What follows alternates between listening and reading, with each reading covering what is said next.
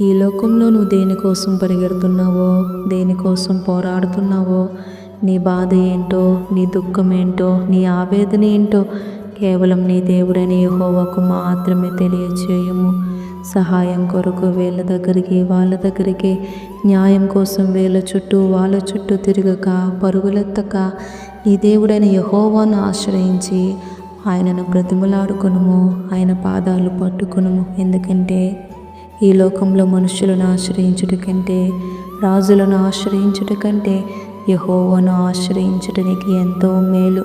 ఆయనే నీకు నమ్మదగిన సహాయకుడు, ఆయనే నీకు న్యాయము తీర్చే న్యాయాధిపతి. కనుక నీకు ఎటువంటి పరిస్థితుల్లో నీవు ఉన్నప్పటికీ దేవుని పాదాలు మాత్రమే పట్టుకొనుము, ఆయనకు మాత్రమే బ్రతిమలాడుకొనుము. ఆయనే నీకు సరైన సమయంలో నీకు సహాయము చేయును, నీకు న్యాయము తీర్చును. హల్లెలూయా.